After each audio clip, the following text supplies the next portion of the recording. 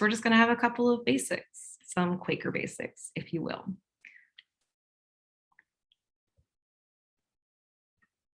Quaker meeting for worship is rooted in silence, but the silence is not emptiness.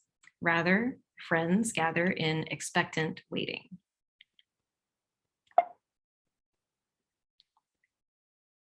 And if we could hear from Michael, then Elise, then Jennifer for these next 3 slides.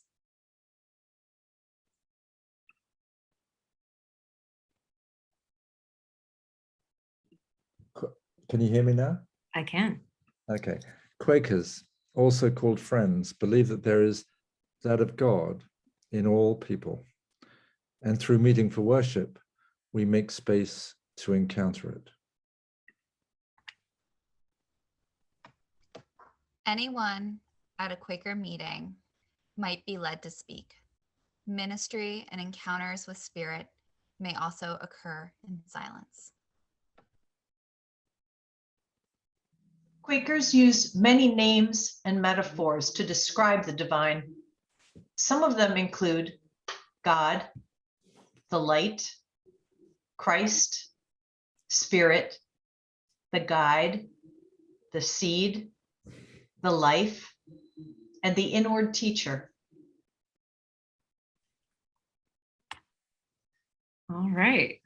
Thank you to my readers, and let's get into the topic. What about work? So I'm going to bring in our 2 panelists to get us started. First, we're going to hear from Michael Shanahan, and then we'll hear from Elise Springle. And before we do, we're just going to take a couple of minutes before Michael speaks out of the silence in some worship and held space together. And then Michael, you can begin when you're ready.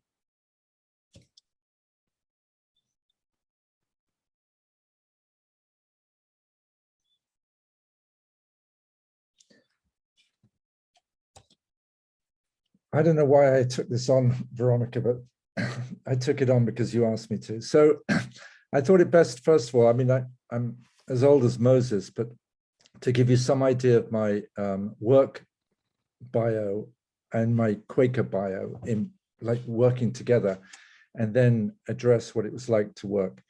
Until I was 29, the only thing that mattered in my whole life was literature. And I was failing spectacularly at completing a PhD. I think I was 7 years into it at the age of 29, when simply because I spoke French and reasonably well, I happened into a research job as a contractor for a management consulting company. And they had just landed a very big job for a French steel company. And they desperately needed people who could speak and write and work in French, which is how I got the job. And I just did it because I was exasperated at not completing my PhD, which seemed to be getting further and further away from completion. But it actually, within weeks, I fell in love with steel and the metal, the wonders of it as a metal, and the desperate circumstances the industry was in. I started out my career in Europe, and the community after community after community was being devastated with the resizing of the industry. And within a few years, I was in Pittsburgh, where the same story repeated itself. But basically, that's what got me into a 36-year career as a management consultant. So that's what I've been for 36 years. When I arrived in Pittsburgh, there was just anger, fear, pain, and some violence in the Midwest.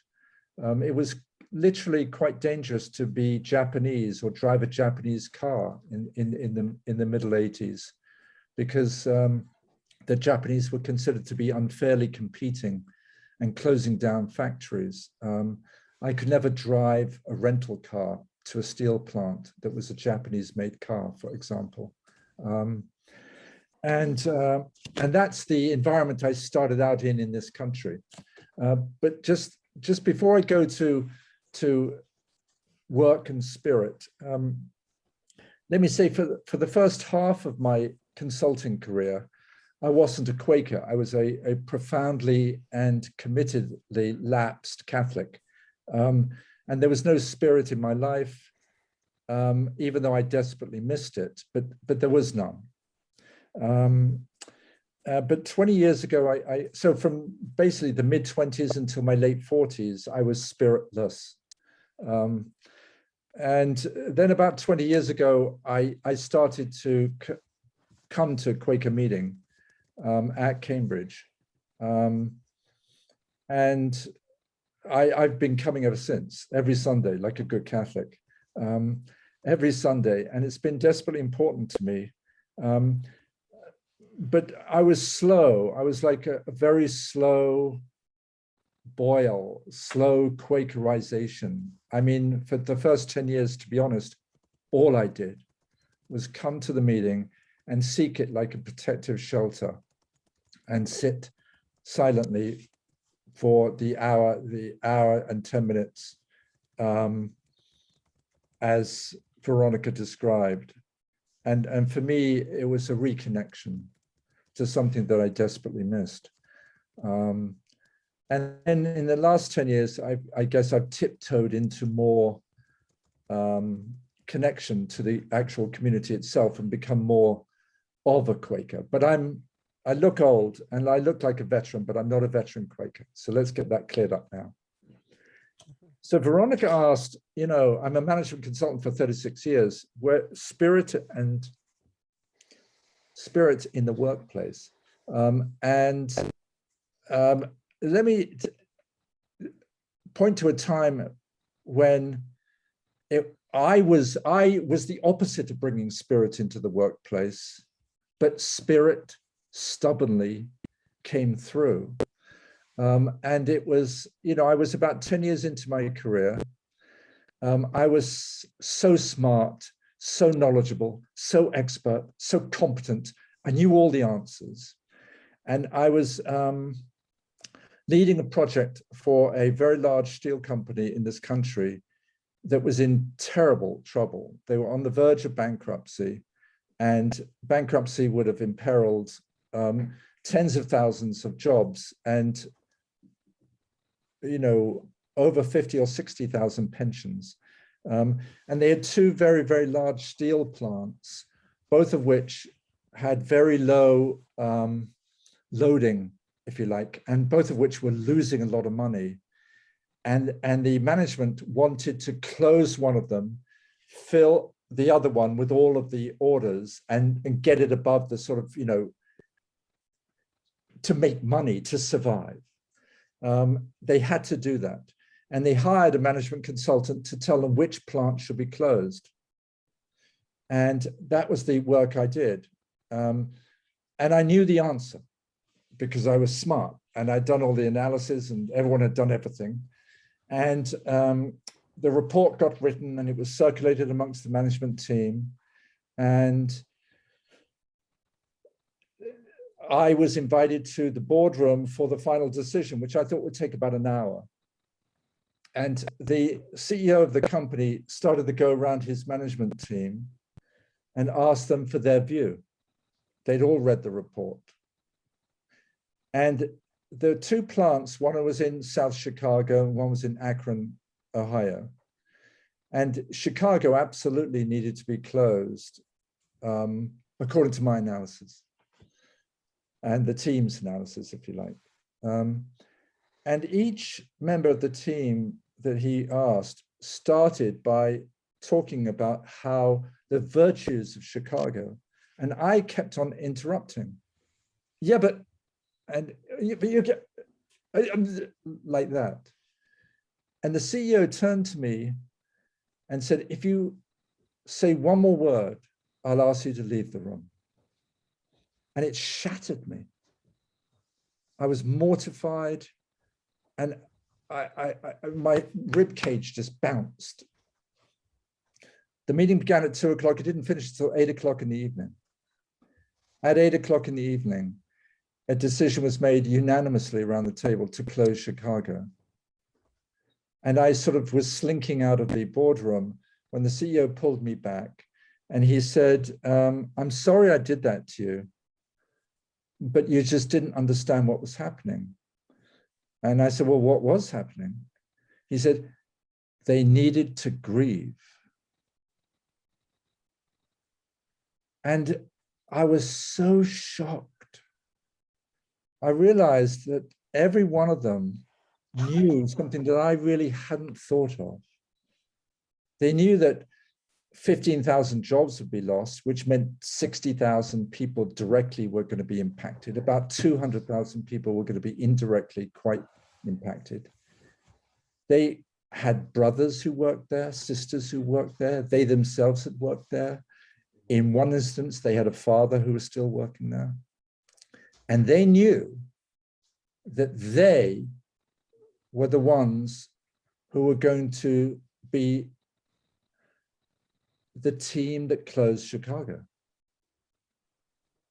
the team that chose to close Chicago, the team that chose to keep Akron, Ohio open. And I had completely missed that. And that restarted my career. And I became increasingly convinced that being a smart aleck wasn't the job.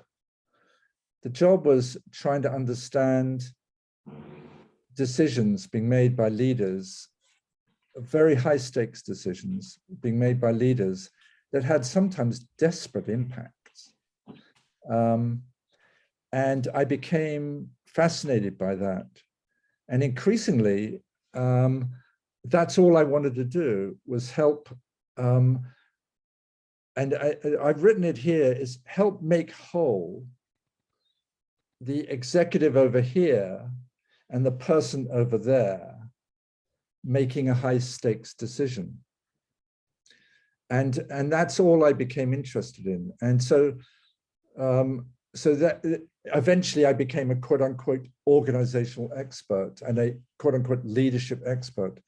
But basically I just became interested in coaching individuals and coaching teams and trying to make this wholeness appear, because corporate decisions could be desperate and sometimes really badly made, and sometimes through venal motivations, not good motivations.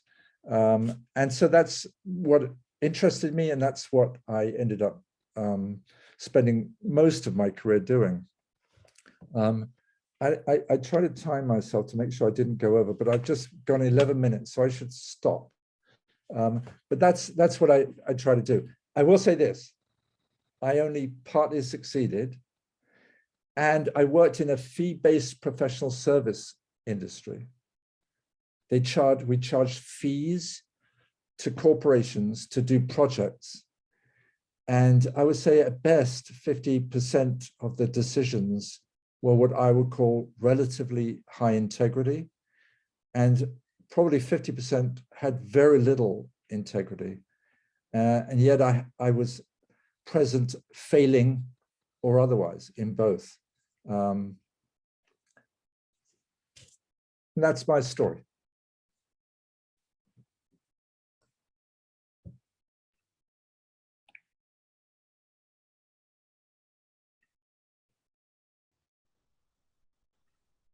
Thank you, Michael. We're going to now pass things over to Elise and then get into a conversation with both of you. Thank you, Veronica. And thank you to the Adult Education Committee for putting on this, this series and all the work that you're doing. My name's Elise Springle, and I use the pronouns she, her, and hers.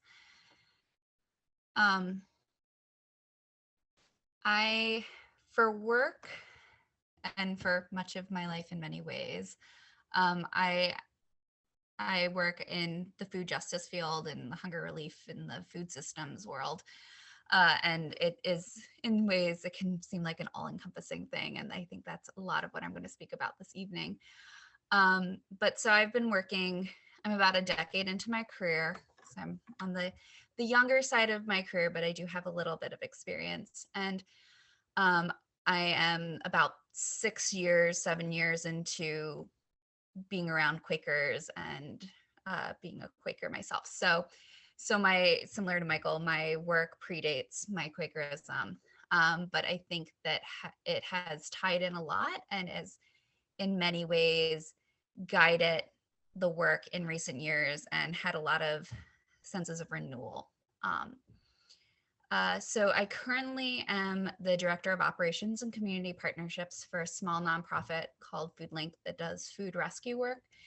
And so what that means is we're working to get food that would otherwise be wasted from grocery stores, retailers, and wholesalers and farms, and we redistribute it to nonprofits serving food insecure individuals.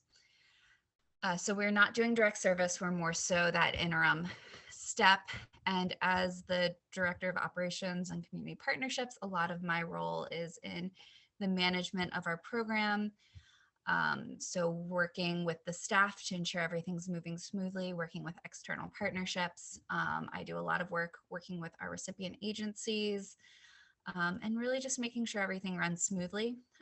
This is a newer role for me. I've been at FoodLink for a little over 4 years, so almost half of my career right now, but this is kind of the third distinct role I've had there. I started as our volunteer coordinator, then ran the program when it was quite a bit smaller, and then when we grew, we needed more of a leadership position, and that's what I've taken on. I think that as I speak, there's like this tendency of, oh, you work in a nonprofit, you're working in a justice related field, you're doing social justice work, to put this in a box of, oh, that's so obviously being a Quaker at work. And in some ways it is. Like, I choose my work in part because it supports the values that I want to live out. But I actually don't think that that's so obvious. I actually think it's really hard some days to kind of live the full life that I feel Spirit called me to and work in the nonprofit field, which can be a really unhealthy world that's full of a lot of self-righteousness and full of a lot of overworking and burnout. And that I saw some comments in in the intro, someone said something around like, maybe it's okay just to do work and find meaning elsewhere. And yeah, I think it is. I think it's about living an integrated life. So I don't have I have a story, but it's not linear, because for me, when I'm working with Spirit, it tends to never be linear, of like, things will happen and then later I realize that those things happened. So please bear with me a little bit through that. A few years ago, and I guess it was 2019, which feels like yesterday but was far from yesterday, I was really having a moment with work of losing the joy that I had for it. I've been fortunate that there has been a lot of joy in my work and it's had a lot of meaning, but I was in a chapter where that didn't feel the case. I felt really bogged down. I felt like cornered into certain ways of being and ways of working that didn't fit. It didn't feel like it was Spirit led, and I was starting to have some of that language. I was doing the Nurturing Faithfulness program through New England Yearly Meeting, and it was kind of scary to me because we were being asked to discern about ourselves. And I had walked in thinking, oh, I have this really clear thing. Like, I do mission driven work. I'm just going to define it as ministry. Great.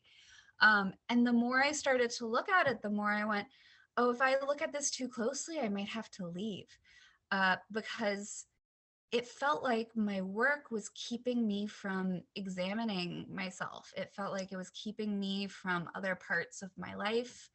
And it was in ways like the easy way out of talking to Spirit.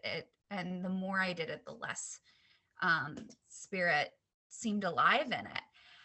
And I really kind of like moved back from that in some ways, of not wanting to analyze that part, because there was so much I did love about my work that I didn't want to learn that I shouldn't be doing it. But the way things happen, I couldn't really not examine it. And I was in a faithfulness group at the time. And for those who maybe aren't familiar with that practice, it's a practice of sitting with a group of people, looking for spirit in your life in whatever different situations are arising. So it can be a really wonderful practice. Jennifer Hogue is the one to ask about it if you want to learn more. I'll plug that. I think we have something upcoming. But it's a way of sitting with one another and questioning and digging deep into things. And I remember sitting with a faithfulness group and kind of presenting this, and them digging into like, when did I feel spirit and when didn't I?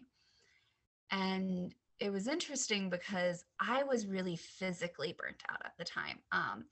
My work can be really physical, and I'd been doing it both at the current job and at jobs before for a long time, and my body was really feeling it. But the physical work was where I felt spirit, because it was so direct. I was touching food that I knew was going to go to someone, and I could conjure this sense of like love and care. And the administrative stuff was bogging me down in a way. But I was moving toward that. It was where professionally I was moving, and also where my body needed me to move, because I needed to be a little bit out of the day-to-day.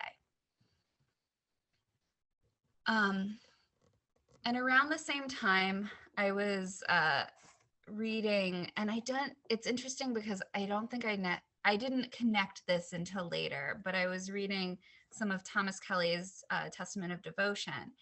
And Thomas Kelly is a Quaker author who wrote in like the 30s and 40s.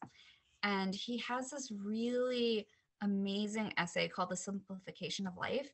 And I remember reading it the first time and not knowing when he wrote, and thought he was contemporary, because it talks about how in our modern lives, we are so drawn in so many directions. Our lives are disparate, and they are full of distractions and the shoulds and the needs tos, and it can feel like we don't have enough time for everything. And he writes, we are trying to be several selves at once, without all ourselves being organized by a single mastering life within us. Each of us tends to be not a single self, but a whole committee of selves. And as I was kind of in this place and watching so many of like the committees that I would be on, both in my meeting and both in other parts of my life, I would not show up well for, I would not follow through with, because my work was taking so much out of me. That was really true. And so Kelly offers an anecdote to that. He talks about John Woolman, who was another Quaker who, and he says that what John Woolman did was he resolved so to order his outward affairs as to be at every moment attentive to that voice. He simplified life on the basis of its relation to the divine center. And so what I slowly started to do, kind of not consciously, but as a result of some of these conversations I was having, was I started to reorient, how did I come from a place of divine center? And part of what it meant was sometimes pushing back on my work about how quickly we would move, and putting myself in positions where I started to be part of decision-making processes, so I could slow our decision-making down, or at least be listening to my inner light during that time. And it's not perfect and it's not linear, as I'm saying, but the more I gave myself a little bit of space, thank you, Jennifer, for that. More I continued to give myself a little bit of space to try to listen, the more I felt able to integrate the work that felt disparate and felt all over the place and felt like it took from every other part to my life into my life. And so when I thought about this question, like, how do I show up? The way I kept thinking about the question for this evening was like, how do I show up Quaker at work? And there's a lot of ways I do. I had someone once say they bring covert Quakerism to their job, and like, I've taken that on in some ways. I find spirit in my work. But what the bigger question for me was how does my work support me showing up Quaker in the rest of my life? And a lot of that had to do with really being discerning about how to integrate it in. And I don't really have answers for that yet. It's still something that I'm figuring out. But that process of really examining how do I do all things from center has been a really important part of that for me. And I will end it there. Hopefully it held together some narrative. Thank you, Elise. I'm really struck as we bring both Michael and Elise up here. I'm struck by the threads in common in some of the things that you've both shared, obviously from different lines of work and different moments in your life of relationship to work. But I feel like I heard you speaking, Michael, about trying to helping make whole decisions that you were part of, and also to own making those decisions. And like Michael, I heard you mention about that's quite a thing of 50% of decisions you felt had some integrity and 50% not, but that you're present for all of them. And then Elise, I feel like I was hearing you say echo a different flavor of also speaking about wholeness, of showing up for these decisions in a way that that feels like it can fit as a whole into your life. I'm wondering about as you think about wholeness as it relates to your work.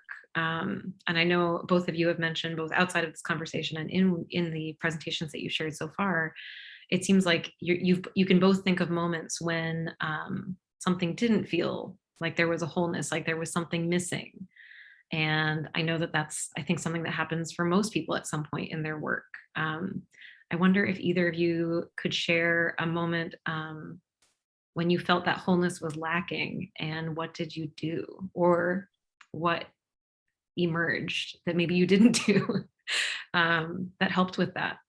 I'm thinking especially for anyone who is at this moment, fall of 2021, and maybe, seeking some wholeness that's missing. Can you think of any moments from your life that you could tell us about? Wow. I mean, Veronica, that's a terrible question. I mean, let me be straightforward here. I worked in a business environment for that 36 years, and that's a profit-seeking environment, and it's an advantage-seeking environment, and it's a disadvantage exploiting environment. And 50%, I'm probably giving myself a little bit of a break on 50%. And I had to, even after I'd started attending FMC and becoming acutely conscious of some of the principles of Quakerism that I so aspired to, I had to just ignore and suck up environments that were just simply not compatible to that. I either had to stay in my career or leave it. And I had a few crises, but when I stayed because I thought so many lives get affected by terrible decisions at the top of companies, that if I could just improve one of them by one iota, it might make a difference. Now, looking back, I wonder was that a little bit of a convenient logic? How complicit was I, taking, after all, the fees? But I know it was a conscious decision, and I had to suck it up. I couldn't, because I knew it was going to fail. But increasingly, the more seasoned I became, the longer I stayed in the job, I was like a bad penny. I kept circulating because I was quite, old as Moses and everything. And so, people, I could choose, and I would try to avoid environments that I knew would would always be somewhat ugly. And I became quite choosy. I would say in the last 5, 6, 7 years of my career, I could afford to be. But there are a lot of just not good environments as well. One thing that I'm really struck by, and even part of the reason that I asked the two of you to speak, I think that there's something in what Elise said, even of, you could say, if one wanted to, one could sort of say on a very surface level, like, oh, food justice, nonprofit, like, of course, that's a place to bring Quakerism to work. But it's very interesting to, to think of what you're saying, Michael, around working in business where decisions get made, often terrible ones, as you say, that affect a lot of people. And there might be, you have to grapple with some sense of integrity within that field. And then, as Elise has attested, in a really different capacity, and something that might be more obviously like a place to bring Quakerism, that there was some cost, it sounds like, at least to your sense of integrity as a whole person, because of some of the burnout and pressures in that role. So I'm just struck by the fact that it doesn't feel like I certainly think that whatever we come to this evening, it's not going to be, well, here are some sanctioned lines of work for Quakers. Here's one way to show up Quaker at work. So I have this real sense of, to me, there feels like there's a real sense of integrity in showing up in a variety of settings, as opposed to only seeking out a select rarefied set of settings that seem, Quakerly enough, I guess. Yeah, I'd agree with that. I think that the place my mind goes for, moments that weren't feeling whole, that I brought wholeness to, I've been a little bit in the middle of we've been doing some systems changes and some culture changes around some of the ways that our workflow works. And so much of it, like, I think I have the right ideas and I have the processes, how I want them to work in my head, and I put them on paper and I try to do it. And we run into roadblocks. And it's not until I sit down and listen to different people that the differences are made. And the listening is just a skill that I've learned, is really truly a skill I've learned from being Quaker. And so I think about, like, I'll feel really adversarial to a board member or to a coworker, just like, well, you keep doing this process that I don't like and all of that. And it takes slowing myself down and trying to listen to why it's happening and listening to their point of view.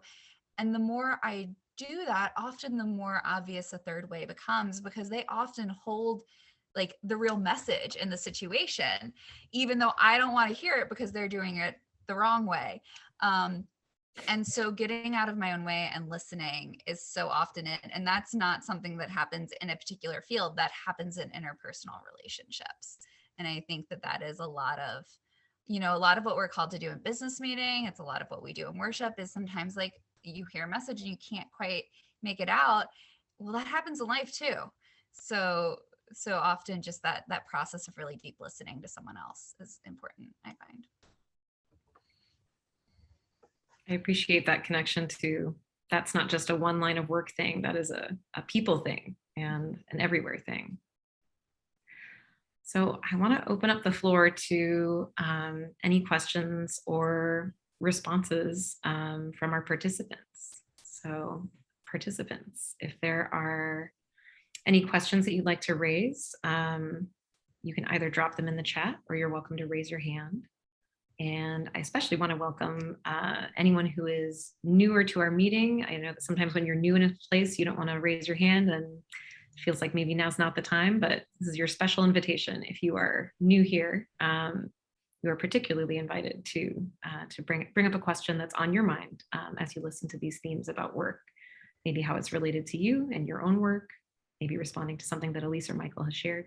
But feel free to raise your hand if you have something that you'd like to ask or contribute, or drop it in the chat. And I think while folks think about their questions, and maybe you have some, maybe not, but I want to come back to this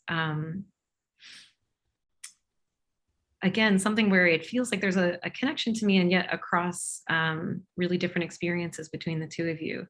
Michael, I wrote down when you were speaking, you said, I only partly succeeded.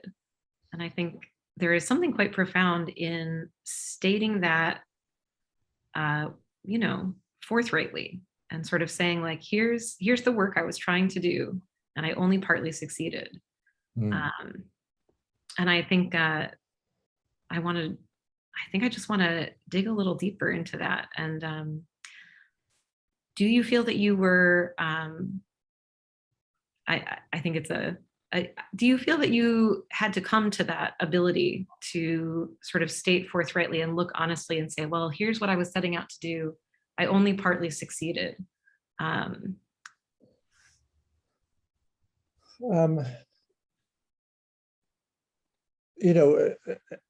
think my ambition to understand and get on the inside and try to quote unquote make whole the decision-making process took, from that point of realization, that grief moment in the steel company, it took maybe 4, 5, 6 years before that gelled in me.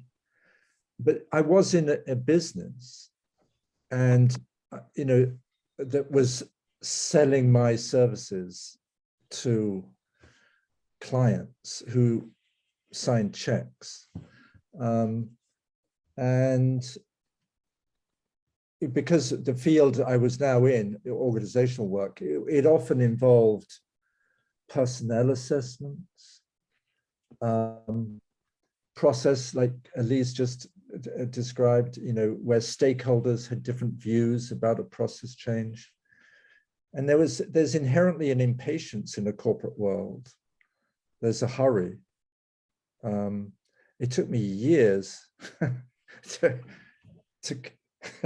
sort of withdraw from that tempo and even, begin to be able to engage as a Quaker in, for example, a Quaker committee, because it's just literally one end of the extreme to the other. And so in those environments, I mean, I would not succeed. It was perfectly obvious to me. And I did have to make a decision to want to stay doing this work. And I made that decision maybe 4 or 5 times over, say, the last 12 years of my career. Maybe even, 3 or 4 times, certainly. And I just did. I stayed. More fussily, but stayed. It's a difficult environment. Huge egos and a huge amount of power in very, very few people right at the top of these huge corporations. It's extraordinary.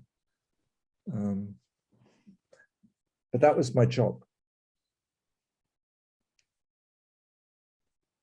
And what about for you, Elise? When you think about, a connection that I was hearing in some of what you were sharing around like moving into taking on more responsibility for decisions that are made. What has it felt like to you to make peace with the idea of I only partly succeeded? I realize that's Michael's words, not yours, but I wonder if that idea resonates with you and how that has impacted or how that has changed as your career has gone on. Yeah, it very much resonates with me. I don't think I anywhere near feel like I figured any of this out. And to some extent, I get to, I almost feel comforted by that fact because one, if I had figured it out, it should be going better. And two, I've got a lot more to learn and grow, and I like learning and growing. But I think that it resonates with me too, because one of the things that Spirit teaches me a lot is that things are always changing and I'm always growing, and that I'm not going to figure stuff out entirely, and that part of like my spiritual journey is to continue to like, it's that idea of like, as when you follow the light, more light is given. Like the more you kind of step into something, the next thing is revealed. And so I feel really that brings me a lot of comfort in not knowing. But it also is super frustrating. Like, I'm not going to pretend it's not frustrating when I think I have it and I don't. And I think that, things are going to be better. And then they revert back to, my work is an incredibly high paced environment, and we get lost. Like, we can lose our center. That's my language, but we have a mission and we have something we're trying to accomplish to do good in the world. But sometimes we lose that in just kind of the desire to do the next thing, because it can be like, oh, there's this next shiny thing, literally there's the next truck of food to rescue. Is that, and we don't stop and question, is that the right thing to do? Is that going to actually help us solve the problem, solve the mission? And we can get really distracted by just like, how much can we accomplish? How awesome can we seem?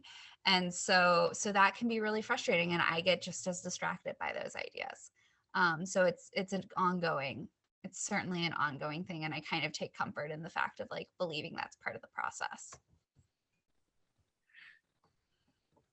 I wonder, so that makes me think of one of the things I wanted to touch on this evening is, I think we've talked quite a bit about integrity, one of the themes that very naturally comes up around work. And I wanted to touch a little bit on stewardship. Mm-hmm. I think that work really has a lot to do with stewardship as well. Like in the example of what you're saying, Elise, like, I could imagine, depending on what line of work you're in, you might be making a choice about, what plant to close, or are we going to go pick up this truck of food or not? Is that actually the best use of our resources at this time? Should we keep on working on this project, or actually does our staff need a break and everyone should take a day off? Like, how much are we going to pay people? Which candidate are we going to hire? The sense of no matter what line of work you're in and how much of whatever resource you're managing, one of the things about work is that you're managing resources. And some of that is money, and some of it might be, projects, or, a concrete thing like food or something like that. But the reality is, of course, that you are making choices about that all the time, about how to best use your resources. And it seems to me that sometimes it's not obvious what would be, there are all kinds of things you could do, but it's not possible to do all of them. So you have to choose. So I would love to just hear you both talk a little bit about stewardship as it applies to your ideas of work and the experiences you've had. Yeah, I guess I could start on that one. One of the things I wrote down actually was how much stewardship does play into my work on so many levels. Working in the food system in general, stewardship just really resonates with me, because we're working with a resource that is precious and yet is so often disregarded in a lot of ways. But as you were talking, I was thinking of a really kind of silly concrete example that I was struggling with today, of trying to figure out what table I should buy for our workspace.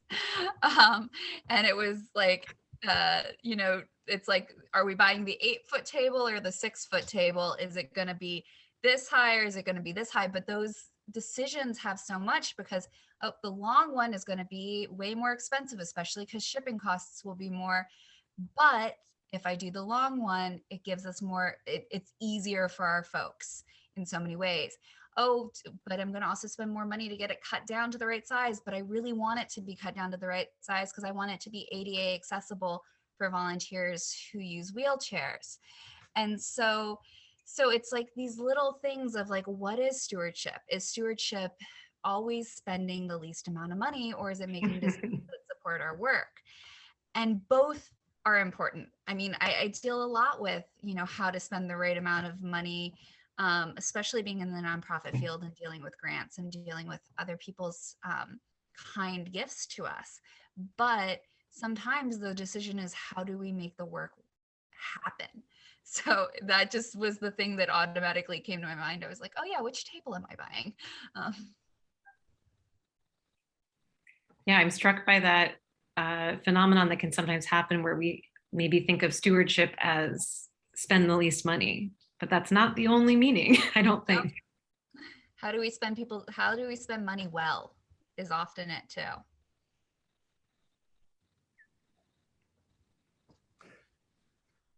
Yeah, I'm thinking of, I mean, given the decisions that was, if you like, the raw material of the connection that connected me to clients were usually quite big decisions, to make an investment or not, to move into a new product area or geographic area or not, or the contrary, to withdraw from. So what needed to be stewarded were, if you like, people and capital assets. It was decisions around those. And you had, the bridge of faith that for me that needed to be crossed was